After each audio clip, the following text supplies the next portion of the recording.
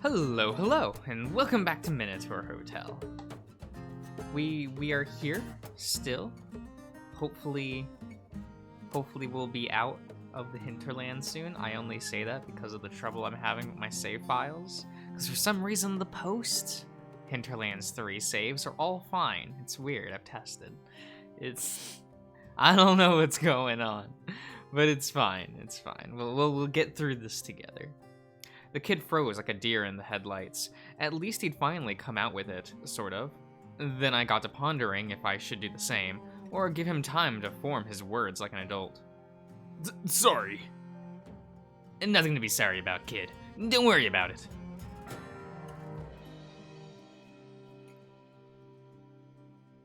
You're the first person to ever tell me those things, you know. What? That you look good. Now that you have a charm, people will tell you that more often. It's unfortunate they can't look past you being a Minotaur. Most humans aren't too fond of us. But now that you can pass off as one of them, you'll be able to tell how handsome you are. And, you are handsome, Storm. Maybe you need to get used to the idea. Yeah, but you're the only one who's ever said that while seeing the real me.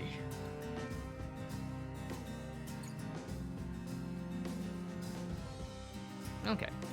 Dry enough to start dressing. He puts on some clothes as if tending a wound after a fight. When he was done, he sat on the bed next to me. I'm just grateful I get to meet you, Pedro. This whole thing, ever since you showed up, it's like a fairy tale. I was just living in a hole. Then you show up out of nowhere to give me this charm and so I can pass off as a human. I've been dreaming of something like this my whole life, and you make it sound so nice and easy. And when I'm with you, it really is. I don't know what's gonna happen after this whole thing. I can go to the city and find a job, or go back to school, cause couldn't do none of that before you came along. But even if everything's going well for me, I'll still be me. I'll still be this, even if everyone thinks I'm a regular person. So it's all pretend, ain't it? It's good being able to pretend, but that ain't what I really am. But you know the truth. You'll see who I am, and you ain't bothered by it. So, I don't know what to say, okay. I'm just happy to be here. Really happy, Sorry. I'm sorry. I stood up. Sorry. I'll actually go get ready now. Before I could think any stupid bullshit, and before he could either, I hugged him. I get it, okay? I get you. Don't worry. You don't got a thing to apologize for. I understand. Shit. But shit, kid. Don't call me kid. You're not much older than I am, damn it. I'm not. You're right. But there is still a gap. What the hell does that mean? Nosker. It's just not right. You're learning the ropes, and I'll gladly teach you everything I can, but... Look, you're handsome, you're charming as hell, and I do like you. But it ain't right for us to be together like that, because you deserve to learn more. Find yourself on your own terms before you're stuck with me. And I don't know how to find anything better. Before you learn to hate me. Before I hurt you by being my mean, spiteful, fucked up piece of shit self. I can be a bad person. I'm not a saint. It's not that you're a kid. The issue here is that I'm my own kind of fucked up. Please, lad, don't give me the chance to ruin you. Do you have anyone else aside from me? Your family ain't helping you. You don't seem to have any friends around. I know what you're saying, Oscar, but I can't be everything for you. Not even when I got this much power over you. Not when you don't have anyone else in your life. It's not fair to you. If we keep a certain level of distance, then it's easier for me to be the person you need. I can be your friend and provide guidance for you. I can keep improving your charm, and I can even take you to get a passport when all of this is over with. Hell, maybe I can even get you a job somewhere, something you can do while going to school.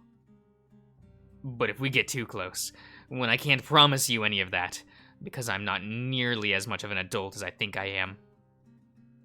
The lummox finally wraps his arms around me, holding on like I was his long-lost teddy. Bear. Just give me a chance, you cunt. No. Not today, at least. Then tomorrow. Sorry, kid. He clutched me even tighter. There was a whimper in his voice as he spoke, but he did his best to hide it. I ain't taking a no for an answer, bird brain. You son of a... His squeezing was starting to hurt. This little shit rubbed his cheeks against the side of my head, and his horn slowly bonked my scalp. And even him being a petulant child had started to grow on me. Sorry, couldn't hear you. Okay. Someday. What? Someday I'll give you a chance. When? When I'm not a fucked up son of a bitch. When it's easier for you to leave as soon as things go south. When you know what it is you really want. When you can stand on your own 2 feet without me there. When something like this might actually work between us. Don't know. When you're ready. Actually ready. When your life with your life together. When you're not my employee, and you ain't needing me to babysit you anymore.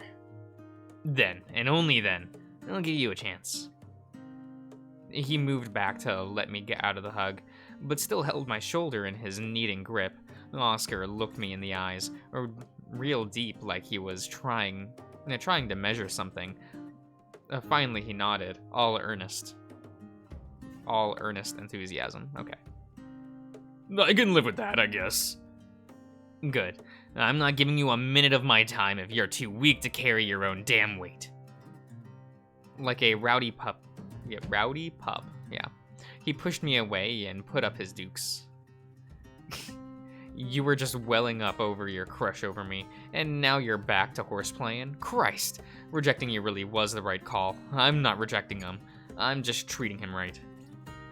You say that like I ain't twice as strong as you are already. Not that kind of strength, you meathead. Now go and get ready for the day. We still have a job to do, and you're still working for me. Aye, boss. Pedro, or, B, I'll show you how grown up I am. You better. Otherwise, I'll keep calling you kid till you're gray. Now fuck off and get ready, damn it. When he rolled his eyes and finally moved to follow my order, a knock came from our door. Storm looked down at himself. I'll, get dressed while you get that. I nodded, and he went off to... There we go. We do thing... Ah! Well, let's dress up the other Minotaur. Modern. What do we got? Well, we got his jeans. And of course, I mean, we gotta, right? Yeah. Yeah. Okay.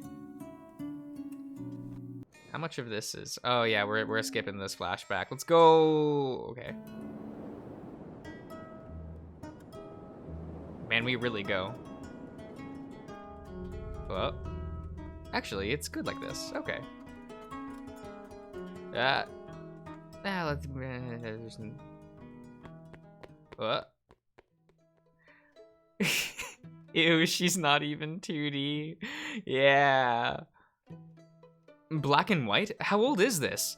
And what even is this 3D PD shit?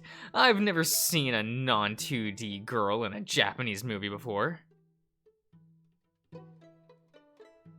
It is a motion picture, Anon. Of course it's two-dimensional. Granted, it may be a little too intellectual for our exceptionally American friend, but I hope the rest of us will be able to enjoy it nevertheless. Okay. Ah.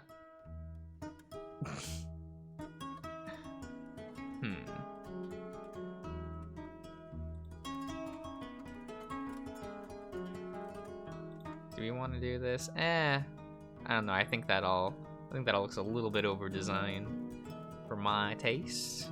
This can stay though. This little thing. Yeah, 10 out of 10. Oh, okay. Where are we? We'll manage team. What if we do danger? Okay. Well. Wow, that's a lot.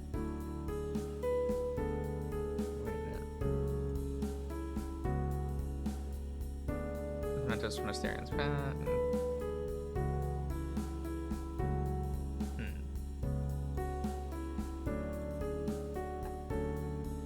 Raw material.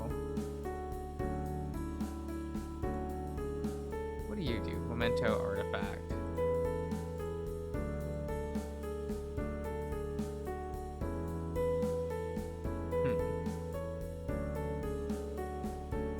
Yeah, that's fine.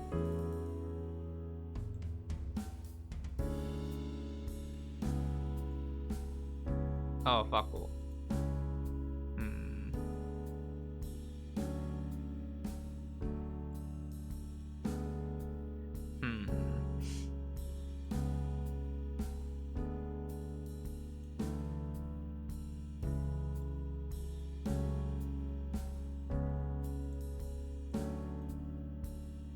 We will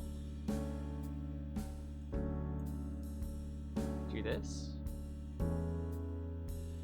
Yeah. That looks good. You review your progress on this project so far. Asterion had a somewhat lengthy document written up with some fragments in translation. Fragments and translation attempts available on the internet. Now we're missing something crucial here, Asterion. What would it be? We can't just write, "Do trust me," if they ask for proof that we're not making shit up. Asterion groans but nods. We need to provide some fragments of our own. Some of these researchers will know we're legit. Oh, so that these researchers know that we're legit. Okay. We don't happen to have any of those, do we? Oh, that looks real loud. The levels. I will turn that down slightly. I always have troubles with the levels, in just this game specifically. I don't know.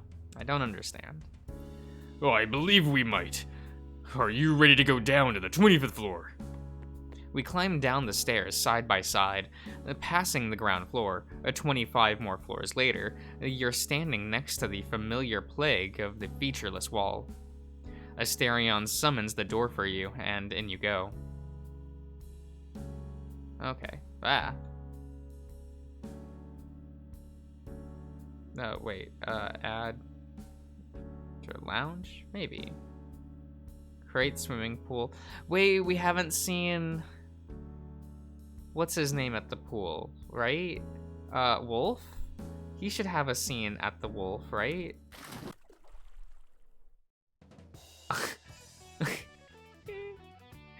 Oh, wait. Amazing? You look like a dork? Sorry, Asterion, but you'd look like a major dork wearing one of those. Ugh, a dork. Perhaps one could take his hesitation for confusion. The Minotaur has not had time to familiarize himself with modern slang, after all. Yeah, you know. Out of touch. Cringy. A sigh of relief, brought about by your clarifying wisdom, perhaps. Oh, right. I thought you meant. He shakes his head to flutter those big floppy ears of his, batting away the hummingbirds. Ahem. I suppose it would be unfashionable. Yes. Perhaps I could wear something more modern then. What would you propose? You take another look of the shameless griffin floating by, and that is enough to spark an idea. Let's go to the changing room, shall we?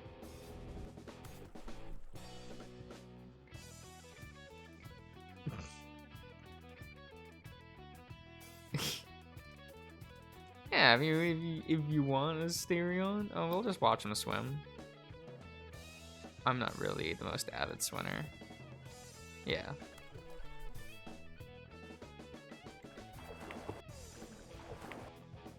Oh, wait. Wait, am I? Preference. Oh, I have skip unseen. Whoops. That's what's happening. There we go. You look away from the valley and back towards your staff, who continue to enjoy themselves in the cool, refreshing water. With his unusual mix of caution and curiosity, a wolf scouts the area around the pool, methodical, exhaustedly focused. He scans the horizon for threats before drawing nearer. However, he seems to become agitated by the host of artificial plants that you've chosen for the decor. The sniffing the fake grass, the plastic shrubs, and the stand of imitation palms in turn before turning his back to them all. Despite the oppressive desert heat, he wants nothing to do with this only potential source of shade, giving the trees a wide breath.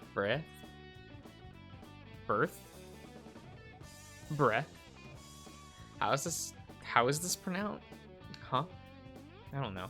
He circles back towards the commotion at the water's edge. How strange it must be to one unfamiliar with the sense of chlorinated water to smell it for the first time, and to be unsure whether it is even safe to interact with. However, his pack has given him guidance, plenty. I hope that's right. From Asterion's exuberant,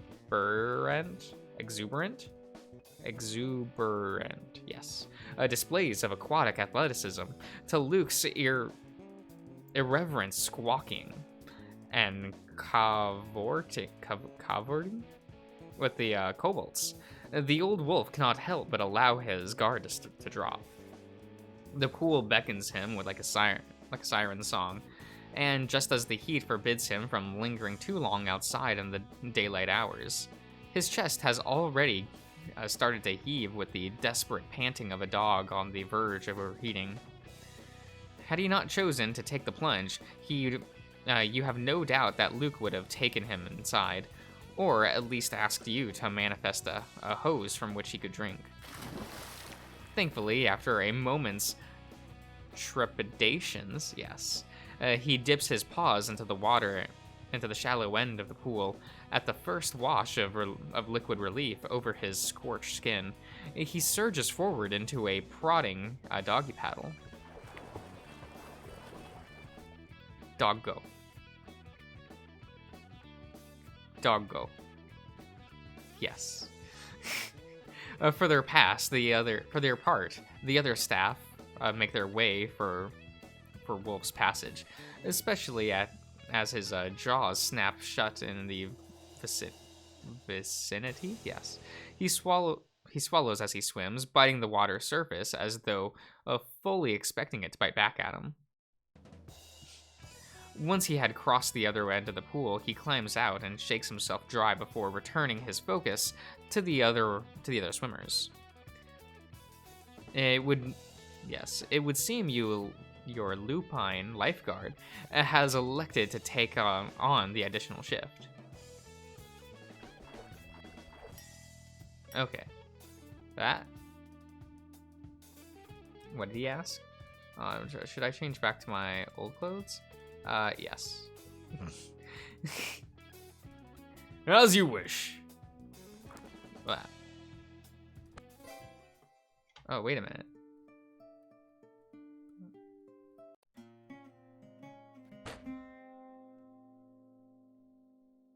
Why did that skip that? Weird. Wait. You carry the heavy chest up the staircase, while your canine companion follows you very closely. Whatever the contents of the chest may be, Wolf seems to want to know what they are. You stop for a rest at the reception. You're not very helpful, you know that? You turn your attention to the lock, keeping the chest closed. It serves its function of keeping the lid tightly shut, but looks rusted by the passage of time. You instruct the hotel to summon 2 nut wrenches and use them to pry the padlock open. Wolf's presses his snoot against the chest, trying to get to its contents. After instructing him to back off, you finally pull the lid open and take a look inside. All you find is a large rectangular object, which has been wrapped in several layers of cloth, likely in an attempt to preserve it. Okay. Then you unwrap it. You find that it's a painting of a white Minotaur staring at the ocean. Wow, I definitely have to ask Asterion about this later. For now, I guess we can hang it up in the reception area. Good job, Wolf. Oh, okay, so his stats went up. What a good lad. What a good lad. Though I think I shall end the part here for the day, so I will see you around, everyone.